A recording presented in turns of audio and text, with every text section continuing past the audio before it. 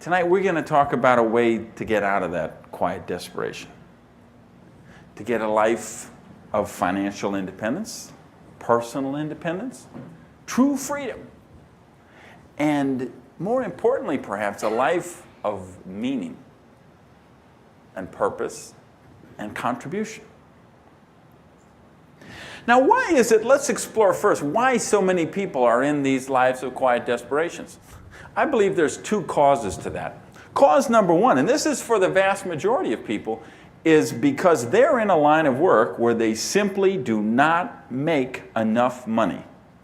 Let me tell you what's cause number two of all these people who are regretting the fact that their alarm clocks are going off.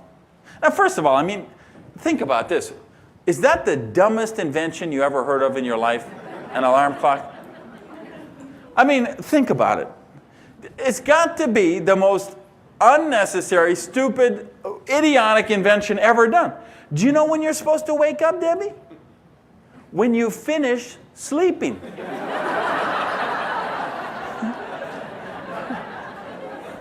That's when you're supposed to wake up. So what is this alarm clock? Why are people... So let me tell you cause number two, why people are so nervous when these alarm clocks are going off. And cause number two is what Eric Butterworth calls divine dissatisfaction.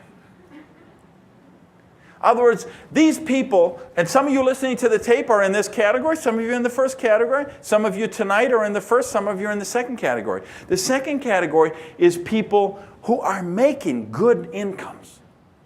They have good titles. They have, quote, good jobs, but they're not happy. We've got a university system that teaches you how to be an employee.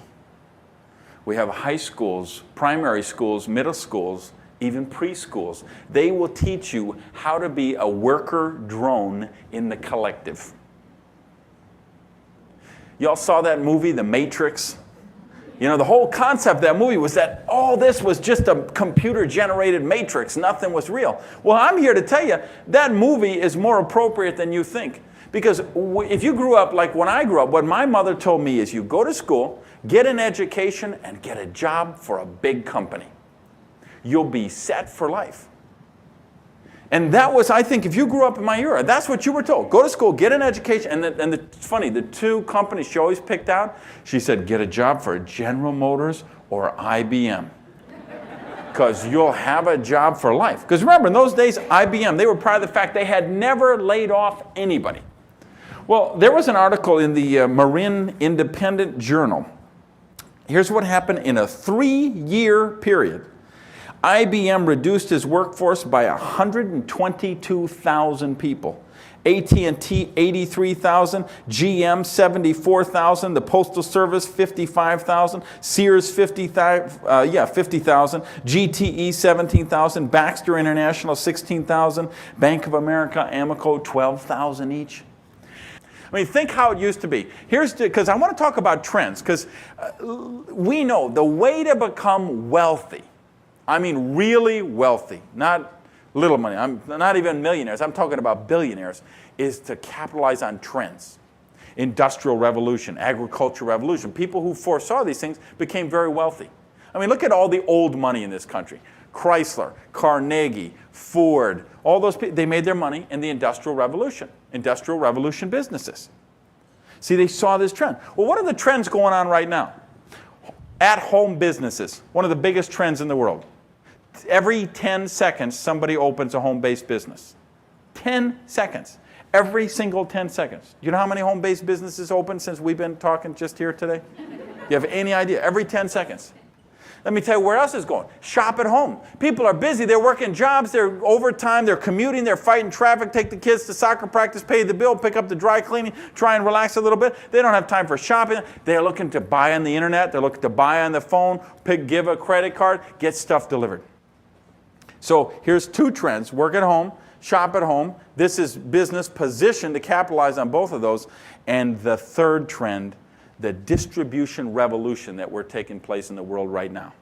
You know how it used to be? You had a manufacturer. They made this product. They'd sell it to a rack jobber who'd buy it, resell it to a wholesaler who'd buy it, resell it to a retail operation who might put it in a warehouse or some kind of central shipping facility, and then they'd send it to the store, and you'd go in the store and you'd buy the product at the store. 5, 6, 7 levels of product would go through. Well, you know what? That made sense. Years and years ago when stuff was made in England, sent on a ship over to the United States, they docked on the eastern seaboard, and then it went across the country by stagecoach, and then by rail, and then by truck. You know, that made sense then. But it doesn't make sense today. See, nowadays a network marketing company can manufacture a product and ship it direct to their distributor, who in many cases is the end consumer, and in other cases is just conversationally marketing the product with their friends, neighbors, or relatives. And we eliminate the rack job of the wholesale. All those people, all those parasites that used to be necessary, they're no longer necessary. So what this does is this frees up a lot of money. And I want to talk about this money because people look at the kind of income that I make. The kind of income you make, the kind of income you make. They say, how can that be? How can people make that kind of money? This must be immoral. It must be illegal. At least it must be fattening. I mean, something, right? How can a guy like that make more money in a month than most people make in a year? Or I make more in a month than anyone in my family has ever made in 2, 3, 4 years. Ever, right? How does that happen? Because we take all of that money that used to get wasted in the distribution process, and network marketing companies can take that and put it into 2 areas. Number 1, product research and development. You will see some of the most cutting-edge, state-of-the-art products that never made it to the marketplace any other way will get to the market through network marketing.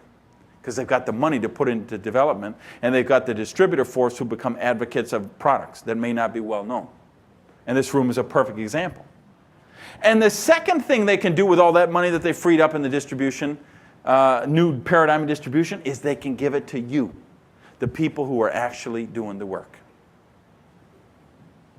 2 to 4 years, you can be wealthy. Look at the new wealth today. The new billionaires. Bill Gates, Michael Dell, Ross Perot. See, none of these people made their wealth in Industrial Revolution businesses, did they? No, none of the billionaires today are coming from Industrial Revolution businesses because that trend is over. There's a new trend. See, what does Michael Dell do? Here's the perfect example. I'm reading about Michael Dell one time, and they say he's worth $4-point-something billion, right? $4 billion. 8 months later, I'm reading the Forbes Richest 500, right? The guy's worth $10 billion, Jane. Now, in 8 months, he went from $4 billion to $10 billion. Now, you probably say, big deal, it's just $6 billion, right? But think of it, 8 months. Now, what? Because he does what we do in this room. What's their motto? Be direct. He has a product, people pick up the phone, dial an 800 number, order a computer, or they get online, www, get on Dell, they order a computer, and 2 days later, or 1 day later, FedEx is there. See, that old model of distribution, it made sense 100 years ago. But see, 100 years ago, they didn't have fax lines, they didn't have toll-free phone lines, they didn't have credit cards, they didn't have the internet. We've got all those things today. The internet